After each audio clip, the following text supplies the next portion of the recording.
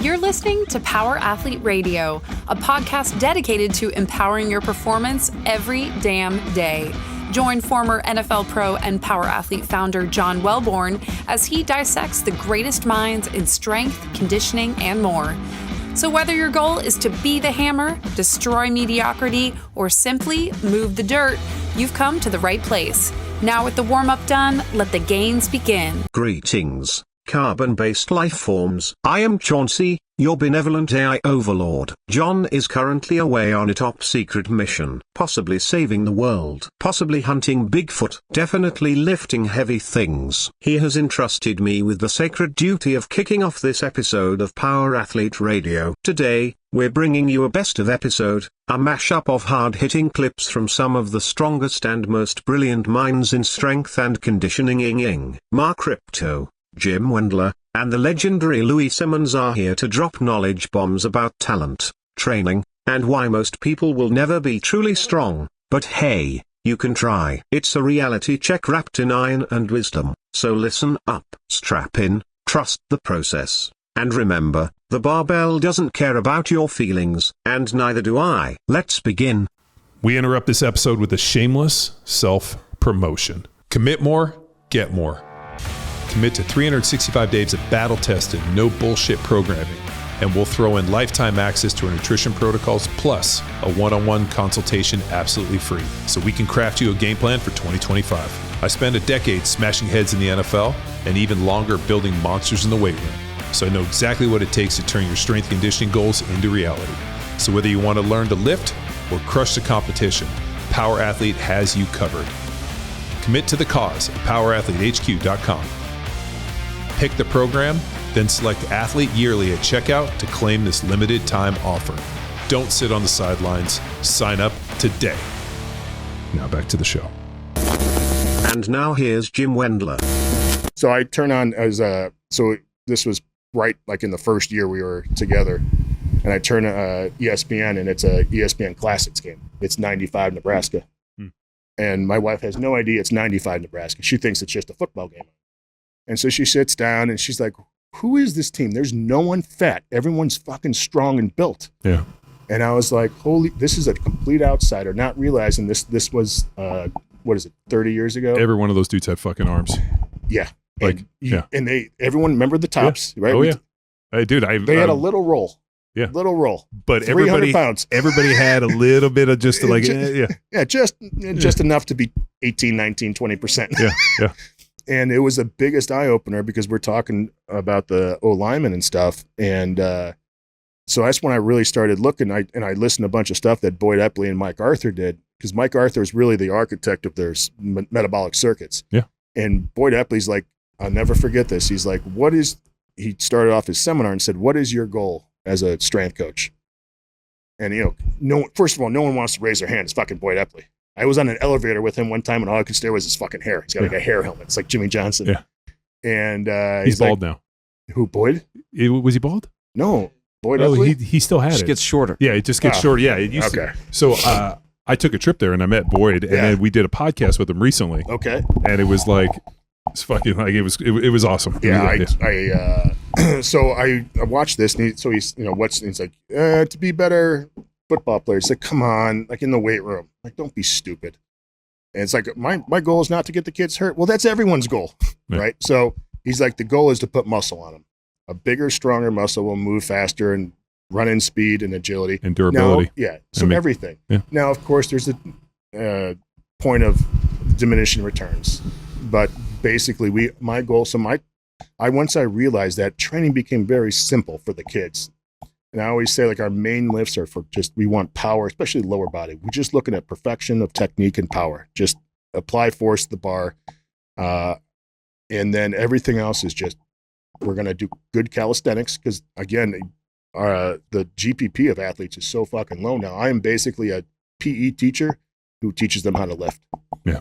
And we do that general physical preparedness, man. I mean, Louie's been writing about that shit for 50 years.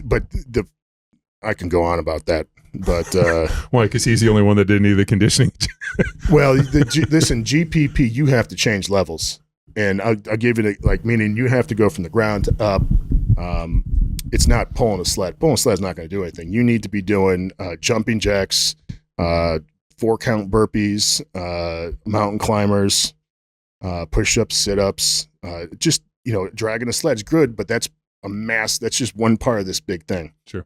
But when I started really realizing, listen, I just got to put muscle on these kids, because when you get them, you got kids who got, like collar, their shoulder blades, wings. Are sticking out. I'm like, who cares about their starts when they can't even do 20 chin-ups? Like I tell them, listen, our special. The biggest goal is you want to be able to fill out. Well, like I tell them we're gonna win the battle of the jersey. bus. I said when we walk off that bus, I want to win. Yeah, I'm like, I don't even fuck the score. We want to look good. At like prom. one, you want to fill out your jersey, and two, you want people to actually know you lift weights and to fucking play football. Yes. Like let me get some receipts out of this bitch. Yep. And that's that, and the kids love it, because we're getting all pumped up, but we still like the main lifts and stuff, the bench, squat, and trap bar.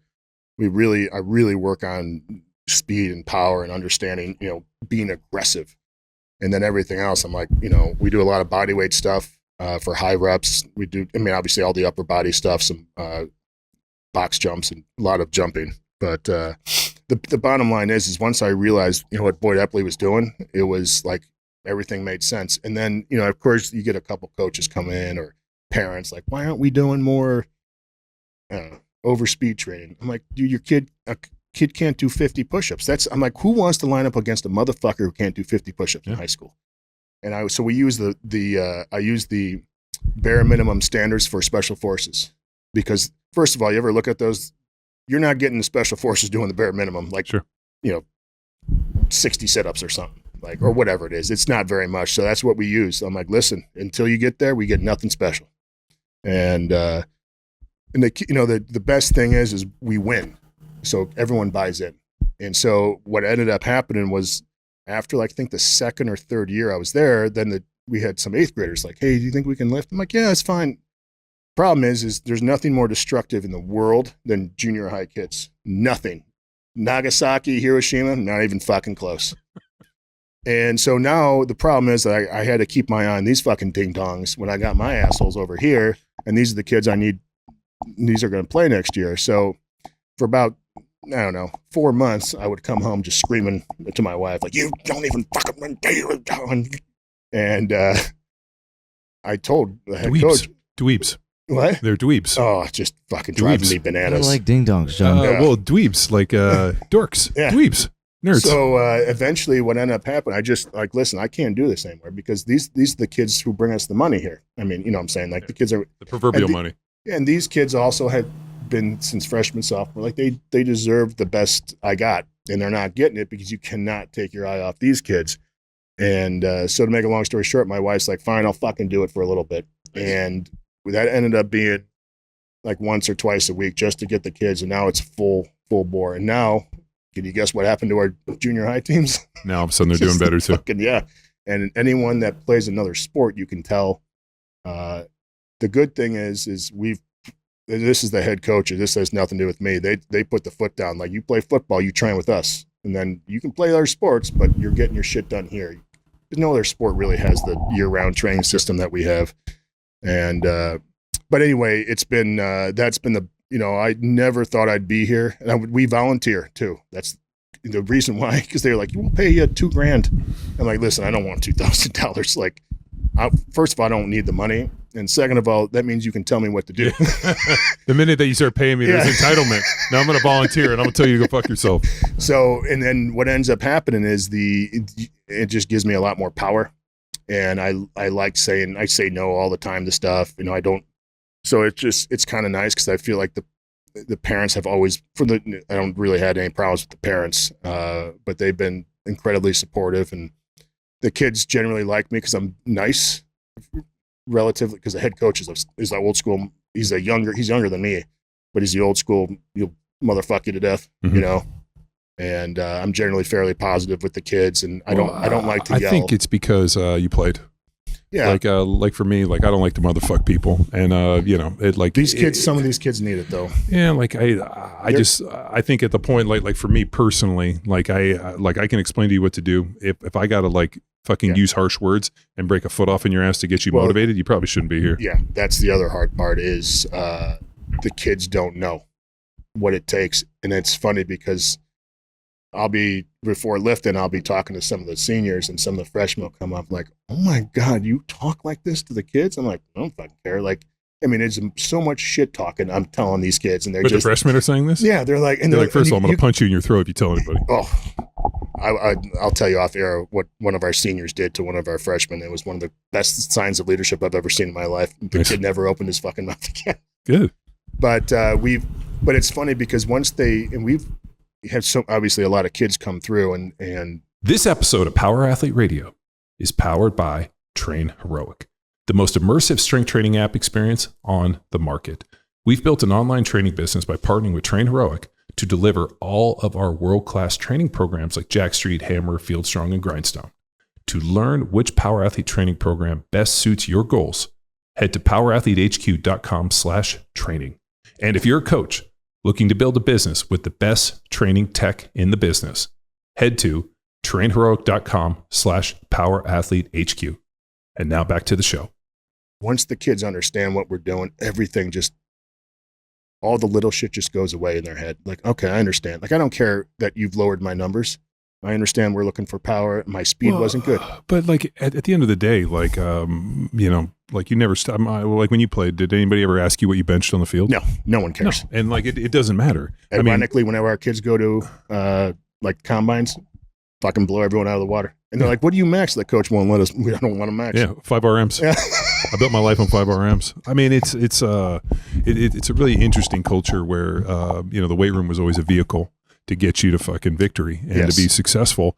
And, you got to assemble the best vehicle you can. So it has to be intelligent. And that's when I talk to people about like, whether it be programming or training, I'm like, you wouldn't fucking not balance your tires. You wouldn't, like, if we're going to go on a long trip, like make sure you got packed, you got snacks, like look at it the same way. Like, do you have the ability to get as far as you want? Can your car fucking run? Is it broken down? Like, did you do this? Like, it's the same analogy for everything. Like, if you want to go long, you got to have all your shit fucking figured out. You got to be smart. And like, I think so many people are so fly by night that it just doesn't make sense. Well, the other thing, we train 50 weeks out of the year too, which gives me a tremendous amount of flexibility. Like, listen, guys, we're all dragging ass. Like, I'm tired. I know you're fucking tired. So let's just be smart today. And then we run, as long as the weather's good, we run year round. Now, we don't run a lot. We run 1050s, but you run 1050s for 4 months. So by the time we need to up the running, no one's strength drops off. Yeah. So it's and you guys are running like max effort type stuff, like actual like sprinting. We do a lot. Well, we do a lot of sprint conditioning. Gotcha. We don't do a lot of speed work, because the way I look at that is, when I'm not terribly knowledgeable about speed, I have 60 kids out there. I got kids I had a kid, I'm not joking, where he couldn't jump 3 long jumps to cover 5 yards. Think about that for a second. Great, let's go sprint fucking hundreds. Yeah, so like, we just do a lot of anything that takes about 5 to 6 seconds, we do a lot of. So that's about the time of the football play, and we do everything in sets. So instead of saying, I know you were there, we're running 30 20s today. You're like, fuck. Yeah. I'm like, listen, we're going to do sets of 5. Yeah. And we're going to take a 2-minute break. So you can stomach that, right? Yeah. No, coach fucking. Yeah. So it ends up being just like a game or like a practice. You're never going to be running. So once I started understanding running, like, listen, we're going to do it in pockets. And I want effort. And I said, you know what? It's your team too. If you want to suck and be out of shape, that's kind of on you guys. Cause I can only hold your hand for so long. Sure. But we do it and we do prowler work every Friday, as long as the weather's good. And that is more of a team builder. And it's funny because when I went to Florida one time, my head coach, like, listen, this is how you do the prowlers. And he's like, no one ever throws up when you're coaching. I'm like, yeah, because I monitor everything while I'm out there. It's not like I have heart rate monitors. I can see the kids' reaction. So I'm driving, I'm in like the fucking Everglades of Florida. We're driving and I get a phone call from the head coach. He's like, there's like 10 guys puking right now. How do you fucking do this? He's like, I try to follow your direction. I'm like, you just got to look. If the kid's feeling like shit, you got to back off a little bit. Well, especially with that prowler flu. I think was it you that wrote about it? I remember somebody wrote about it. I was the first person to push that prowler, and I can tell you some fucked up, because I didn't know, like, it's like everyone, like, take that. We didn't know either. We first pushed guy him. who shot heroin is like, oh my God, oh boy. Well, like when we start pushing the prowler, and then all of a sudden you see people go ghostly white, and like all of a sudden they start like kind of woozing, and you're like, oh, they're either gonna take a header or fucking puke. And we did it. I mean, we got that prowler and pushed it till we fucking couldn't stand anymore. I remember my one of my best friends in high school came out to visit me, and he was a wrestling coach, and he wrestled with the kids, so he was in still phenomenal shape. He was like, hey, what's this deal with the prowler? I'm like, hey, let's push the prowler one day. So this was during work hours at Elite FTS. We went out and we did like, I don't know, 1040s or something, whatever. I don't remember what it was. It doesn't matter. I drove him back home and I said, here's the remote controls. I got to go back to work. I'll be back in 4 hours or whatever it was. It was a couple hours. And like, this is because you know how hard it is to run someone else's TV. It's fucking impossible. Yeah. Like so hacking the Matrix. Yeah. And so I come home and he's literally in the same fucking spot, no TV on, just sitting there like that. And I was like, so tired. Jimmy, dude, what's going on? He's like, dude, I haven't moved. Man. And it was, maybe 12, 15 minutes. And I'm like, he's like, dude, that thing. And we sent something to DeFranco. We did a seminar up in New Jersey and he loved the sled, like the regular sled. And I was like, Joe, we got this thing called the Prowler. And he's like, I don't know. And rightfully so, because, he's not a gimmick kind of guy. And I'm like, I'll tell you what, we'll send you two. You let me know. On Tuesday, he calls me up. He's like, holy shit, the fucking sled's stupid. And, but the kids, like, this stuff needs to be taught. Like, we talk about general physical preparedness and stuff, but when our kids run, especially like the prowler stuff, especially, you cannot put your hands on your hips. And it's not because the oxygen is better. It's just look fucking tough. Dude, practice being stronger than the next guy. Well, or at least fooling the next guy into thinking you're not tired. And that's fine because guess what? I'm fucking tired too when I do this. And I live in a very small town. I push the prowler in a half mile. I have a half mile course and there's kids drive by, parents drive by. I make sure I never hunch over. And if I do, I'm like, God, hiding behind a tree. Yeah. I'm coaching. Hey, there's his prowler. I don't see him. I'm coaching high schoolers, and that's the biggest lesson. Don't look tired. Yeah. It's like the old Sun Tzu. When you're at your weakest, look your strongest. And now here's Louie Simmons. So I remember, when I, walked into your place years ago and we were talking about, Fred Hatfield, compensatory acceleration. I mean, I was 14 years old training in George Zangis' garage with him telling me about compensatory acceleration. The idea is mechanical advantage increases, so does bar speed. Like when I would go try to punch 3 to 6 inches through the individual, finish everything, violent hip extension. And, that was the garage I grew up in. And, and I remember, I know you know the story. George had one of your first prototypes in the reverse hyper. Yeah. And so, it was like it just seemed. Yeah, squad suits, right? Yeah. It was a marathon. Yeah, I remember. Yeah. And we had, Start. Yeah, they were shitty. Oh, no kidding. Yeah, they were awful. They it was the best at the time. Well, they had seams, and the problem is when you put them on and you would squat, you would basically get like the skin would rip wherever the seams were. So you take your squat suit off and you fucking be bleeding. And you're going like, did that thing give me 20 pounds? Really?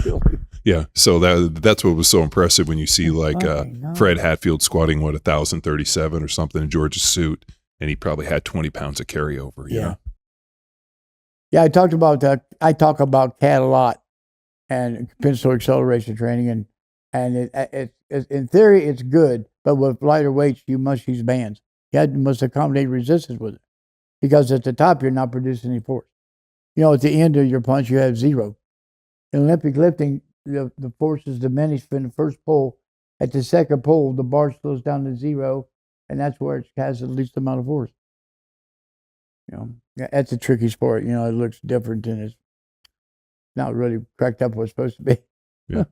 Well, the accommodating resistance was really interesting because as you got stronger, teaching people compensatory acceleration only takes them so far. Like once you get to a point, you have to use accommodating resistance. Right, exactly. So that as you're speeding it up, you actually have some form of force. And using the bands or the chains, Yeah, and the bands were so good over chains because it produced the overspeed eccentrics and was for greater stretch reflex. The Dr. Siff, when he was alive, I did seminars with him. And I had him convinced that I could override the coach tendon by using an enormous amount of band. And because, you take weights, you get crushed in the bottom sometimes, right? Mm-hmm. None of my guys have ever got crushed with bands, bands and weights. They'll at least, they hardly ever miss, but I've never seen them not start back up. It's an opposite and equal effect. Mhm. If you put like 700-pound of band on there, you're going to exert immediately. Your body will want to resist to that, back in the opposite direction. And he died. And I've never got anyone to come here and test any of the things I do. And I've done a lot that they've never done. Do you think that obviously the bands are dramatically better than the chains, or do the chains have a place in the whole hierarchy? Bands, I like change. A band, no matter what, a band is so much for you, any kind of band, so much for me. But me and you could never train together because all the chain would be on the ground when I sit down. That's one problem. It's too unregulated. Bands doesn't matter. They're constant. Light band, medium band, green band, double green bands. We use a lot of band, and that's how Vocal Bull got so strong. I mean, he squatted 1180 weighing 264. So it did it, but all the heavy amount of band, super maximal at the top, over speed eccentric. So that's how we did it. Some I've told people for years when I came out here and we were working on my squat. You made a funny statement, which I've taken. You said, "Hey, you said your waist is too small, but you also said you have good enough mobility to squat toes forward." And then when I asked you how come all your guys are squatting with their toes out, you said because their bellies are too fat, they can't get into the squat. But he said you were like, "Hey, your mobility is good. You need to go toes forward." And I've argued with people with this for years. Like when athleticism, movement, playing football. I mean, that was my whole deal. Where constantly working on driving toes forward, putting the big toe in the ground, and being more violent. And you made a good point. You were like, you should squat toes forward, unless you can't because you're too fat, and then you got to open your toes up. But Vocal Bull did. Yeah, and he squatted with his toes out. I've had a couple of guys that could do it, but I mean, I could never do it or anything, and so I'm always in arguments with football guys not too long though about squatting wide. So why would you don't play football out there? Have you ever watched the beginning of a football game when the camera's behind the punter and all the linemen got their goddamn feet that wide? That's how the game. That's when we had 3 guys here at Ohio State at 3 years in a row tear groin. They say they do all this flexibility work. I said, yeah, but you're all weak. The Boza brothers and then Chase Young, same injury. How you get the same injury? That's not so good. Not when you're talking about what number 1 or 2 draft pick. Well, the where people get wrapped around the axles, they start looking at flexibility in terms of passive. And it's really active range of motion. Mm-hmm. And the only way that I found to ever really train active range of motion was under some form of heavy weight. And I explained to somebody one time, like lifting weights is like stretching with heavy ass weight on your back and being able to move through full ranges of motion under load and do it violently. Mm-hmm. Like there's no replicating that. And all the fucking rotational yoga and all the other stretching bullshit passive that you do isn't going to make you strong in those range of motions that you need it when you're most, got to generate the most force. So I'm always amazed when I watch these guys do all this stretching. And I'm like, what is passive fucking stretching doing for you? I want to know why they stretch so long and they go on the field and get hurt. Like Beckham or whatever in that game, he hurts his knee, there's no contact. And because they don't train their calves and hamstrings. Well, he tore his ACL. Yeah, but if you've got strong hamstrings and calves, you will not turn. Yeah. I got medical books that says you can play. I tore mine, scored 920 pounds, I was 52. So I tore my ACL sometime towards the end of my NFL career, and we never even noticed. Yeah. It wasn't until I got my knee scoped. The doctor's like, you don't have an ACL. And he's like, I couldn't even tell you didn't have an ACL because your hamstrings were so thick. Exactly. Yeah. It's the key. But they, you're in this. I write the books. I just write books, and I stay down there. But you see, training is like waves, like the ocean. It seems like you got a wave of good training, then you got a wave of bad training. No generation comes in. Right now, I've got to write an article. Tom wants me to write an article. It's the hardest thing I've ever done in my life. In my opinion on HIIT training. Because I know it sucks. And you know where HIIT training came from? I don't really want to tell you a whole lot. Well, no, Arthur Jones. Yeah, well, Arthur Jones, but I mean, also Verkhoshansky wrote about it in Super Training. I mean, they showed circuits, and there was a GPP deal and base level of fitness. Penn State. Yeah, in Penn State. We used to get into it. Oh fuck! Ask him about the 1 set to failure on the hammer strength shit. I did that stuff. It was fucking awful. Yeah, well, that's what he did. It wasn't a training method. It was a business model. He's going to take you in there, going to run you through all those machines and out the door, next guy in. Yep. And he did it by convincing you that Casey Viator and all these guys got that big doing it. Yeah. And I'm going like, you're out of your mind. I've had pro bodybuilders there. I don't like to work with them, but they're way stronger than you think they are. Especially some in the bench and the deadlift. Mm-hmm. Yeah, enormously strong.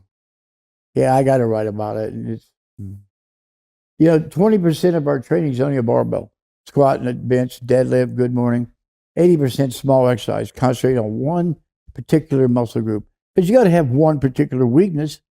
So we concentrate on that one particular weakness until it exceeds the next thing. Then we work on that. Well, we never give anything up. We're constantly working on like lower back and hamstring and triceps and the essentials that make you lift big weights. So for people that have been living under a rock that don't know about the West Side System, can you get into a little bit of like how it was created? I know that the system you created was in response to not only your own injuries and the people around you and trying to make the best training system, but there's also this misconception that it's just for geared powerlifting. No, it's for all sports. It's powerlifting's this big for us. All sports is gigantic. We're huge overseas. We're huge in South Korea, for instance. Who would dream that? So big, we have to do a lot of trademark work and stuff. No, it's all sport. Danny D. Pasquale with the Melbourne Storm kills them every year. Been doing this for years. And then Phil somebody had the only team in the Premier League 26-0, West Side Barbell. He wrote 2 books about it. That's what I mean. See, then those books go away and people go, well, I never heard of it. Well, there it is, buddy. Well, even the influence in, the way I write stuff for Power Athlete comes from actually conversations we had where I remember you said, hey, I wouldn't train, because I was asking you about training football players and athletes.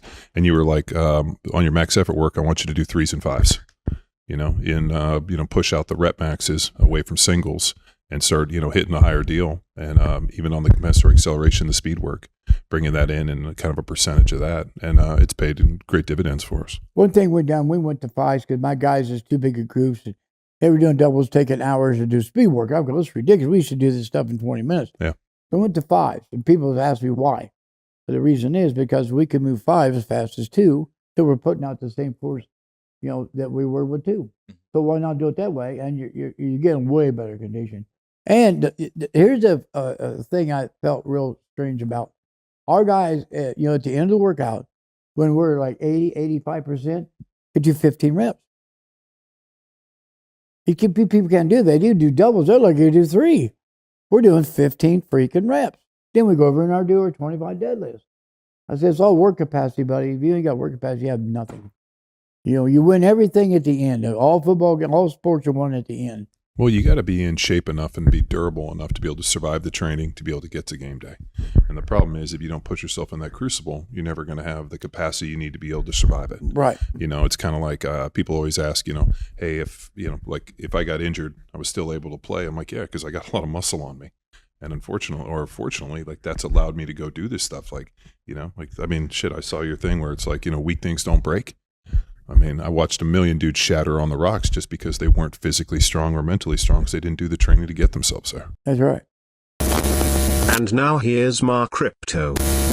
So the situation is that all throughout athletics, from peewee football to retiring pro, no one seems to be able to tell the difference between a guy whose training was shit, but he succeeded anyway, and a guy whose training was exactly the way it ought to be, but because of a lack of genetic endowment, nobody knows who he is.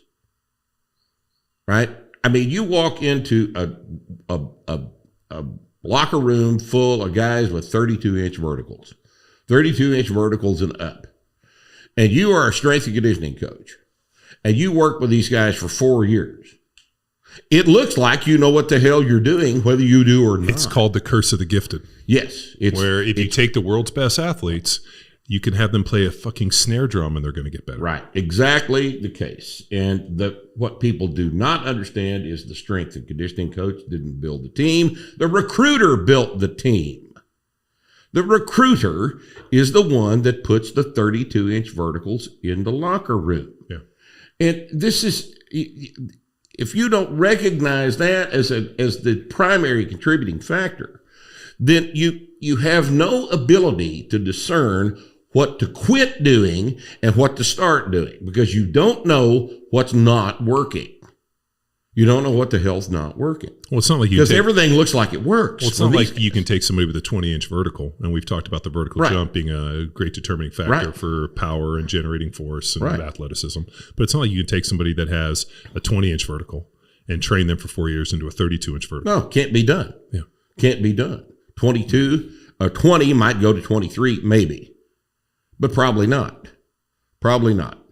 And if the guy walks in off the street with a 32, he's just walking around with a 32-inch vertical, we can do something with him. Yeah.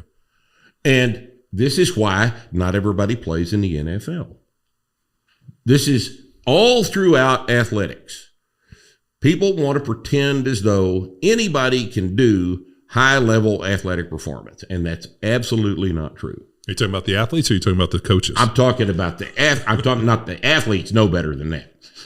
The athletes don't they know better than that. But the fans and the coaches and the front office and everybody else is involved in this charade. And it's the same thing as bodybuilding worked off of for 40 years.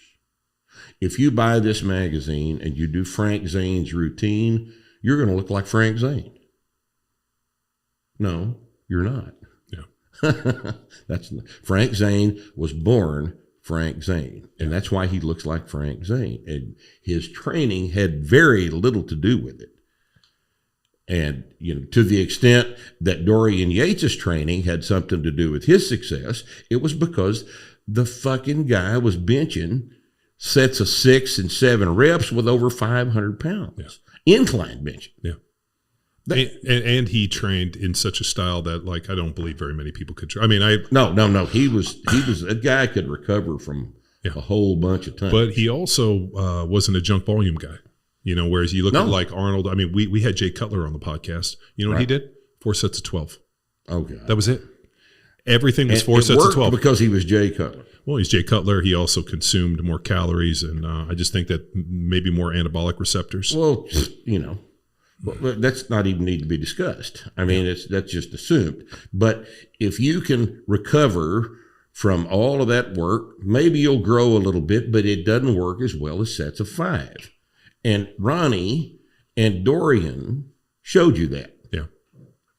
That big muscles are based on big strength. Yeah. And that's all there is to it. You can't get strong doing sets of 12. Well, I saw years ago, we watched Blood and Guts, which was Dorian Yates' training video, him in that little fucking hellhole in Birmingham. Mm-hmm. And, you'd always kind of heard the Mike Metzner, Dorian Yates, 1 set to failure. I had, and you're like, how are these guys getting this big off of these 30, 45-minute workouts? And then you're watching Blood and Guts.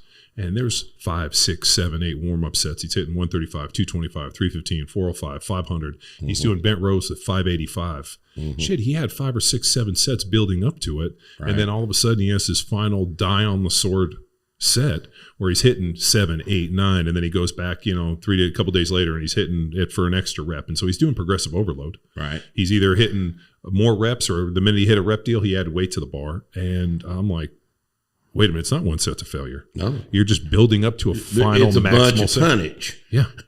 Now, not all of it's work set tonnage. It's all one, yeah. But it's all a bunch of tonnage, and none of it was 12s. Was it? I think he might have hit some upper rep ranges, but it was just because he was trying to get as many as he could. At the end of a peak, and then he came back. But he didn't He didn't do all of his work at sets of 12. And that was what blew me away at Jay Cutler on the podcast. And he's like, I just did 4 sets of 12 of every movement. And I was like, well, and then I was like, were the weights heavy? And he's like, well, maybe not heavy for me. But then I'm watching things. They're fucking monstrous weights, but he was an absolute monster as well. Yeah. But big, huge guy. Yeah. I mean, he felt that the food was the biggest driving factor. Whereas, Dorian was like, oh, yeah, you got to eat and this. But I mean, he felt that it was the training that drove him into what. Right. So it's amazing. But I mean, those guys, they're genetic freaks. They're not representative of the population. And it's a mistake to think that you can train, that you can pick anybody at the elite level and train like them and have their success. That is what has been sold for decades. And it's bullshit. It's complete, absolute bullshit. So when I came to CrossFit, one of the questions I kept getting from people was, what did you do for your training? I want to follow your training. And I remember asking this guy, like, why? Why would you want to do my training? Because how do you know that it's going to respond the same way for me that it did for you, or for you for me? And then, I really got this from you, and I still, to this day, credit you for this, because at the end of the day, I stand on the shoulders of giants. And I'm always fucking pissed off in this, performance world where everybody's trying to steal shit. Your approach about training people based upon their level of exposure with an amateur novice progression and then moving into an intermediate advanced athlete. Whereas, everybody's selling a program like, here you go, and it's cookie. Everybody does the same thing. And it doesn't work. It doesn't work. And what we've proved is that there's a very real window, and building upon, the information from your book and what, we've been friends for what's it been, like 15 years now? Something like that, yeah. But you remember when I came out and we went over and designed those templates and talked about this novice amateur progression and this basic linear progression working for this unadapted nervous system. And we've gotten so many people strong in this novice window. John, you have popularized this training advancement curve at least as much as we have. And it's, what amazes me is nobody else seems to recognize this. No. And it's bizarre. You take a kid off the street who's never trained before, and all you do is go up 5 pounds of workout on his squat for 6 months, and suddenly you've got a 405 squat. We've seen it. Works every single time it's tried. And if you aren't doing that, you're wasting everybody's time. Yeah. And you and I know that, and nobody but that's at good, the collegiate level seems to understand. But that's good, because we look like fucking geniuses. Yes, we do. But the biggest thing is I always go back and credit you with it. I mean, it's why we've been friends all these years, because at the end of the day, I'm like, I sat with Mark Rippetoe, because when CrossFit approached me, it had been so long since I was a beginner. And on top of it, the training I did was fucking garbage in comparison. I wish I had this linear progression. We went in and, Zangus had us doing singles, doubles, and triples. Right. And, I got no fucking nervous system, no ability to squat singles, doubles, and triples. No. And then I'd go. Most people don't. And then we would leave. And Zangus was a great powerlifting coach. Yes. And what no one seems to understand, especially powerlifters, is that what you and I do is not powerlifting. It is strength training. Yep. It is not the same thing. Powerlifting and strength training are not the same thing, boys and girls. Yeah. Olympic lifting and strength training is certainly as hell not the same thing. You told me years ago. Strongman and strength training is not the same thing. Well, strongmen use strength training, and Olympic weightlifters use strength training. If they're smart, they do. But as I remember you told me years ago, Olympic lifting is a shitty way to get strong. You can't do it. It's the least efficient way. You can't do it. Hey there, Power Athlete Nation. Big shout out to all the heavy hitters who stuck around till the final whistle. If you've been soaking in the knowledge bombs and epic tales we've been dropping for free, here's your chance to be a game changer. Swing by klfi.com/powerathlete and toss a few bucks our way to keep the podcast fueled and firing on all cylinders. That's ko-fi.com/powerathlete. Your support makes a difference. See ya.